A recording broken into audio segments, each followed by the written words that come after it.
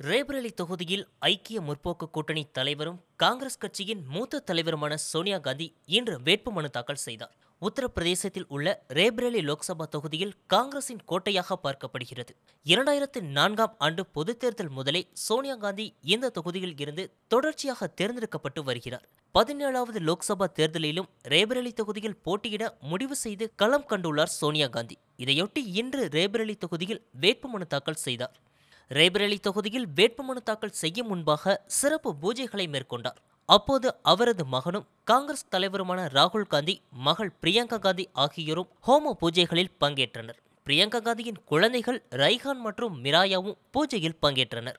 ராகுல் காந்தி மற்றும் பிரியங்கா காந்தி ஆகிய இரண்டு பேரும் அருகருகே அமர்ந்திருக்க நாற்காலியொன்றில் சோனியா காந்தி அமர்ந்திருந்ததை பார்க்க முடிந்தது. இதன் பிறகு தேர்தல் அலுவலரிடம் வேட்புமனு தாக்கல் செய்தார். அப்போது திரளாக காங்கிரஸ் தொண்டர்கள் உடன் சென்றனர். 72 வயதாகும் சோனியா காந்தி உடல்நலக் குறைவால் பாதிக்கப்பட்டுள்ளார். எனவே பொது நிகழ்ச்சிகளை பெரும்பாலும் சோனியா காந்தி தவிர்த்து விடுகிறார். தீவிர அரசியலில் இருந்து ஓய்வு பெற்றதால் ராகுல் காந்திக்கு காங்கிரஸ் தலைவர் பதவியை வழங்கினார். இதனிடையே செய்தியாளர்களிடம் பேசிய சோனியா காந்தி, மோடியை வெல்ல முடியாத தலைவர் என நினைத்து விடாதீர்கள். வாஜ்பாய் அப்படித்தான் கருதப்பட்டார். ஆனால் 2004ஆம் ஆண்டு தேர்தலை மறந்து விடாதீர்கள் என தெரிவித்தார். 2004ஆம் ஆண்டு பொதுத் தேர்தலில் வாஜ்பாய் தலைமையிலான பாஜக கூட்டணி மீண்டும் ஆட்சிக்கு வரும் என பெருத்த எதிர்பார்ப்பு இருந்தது.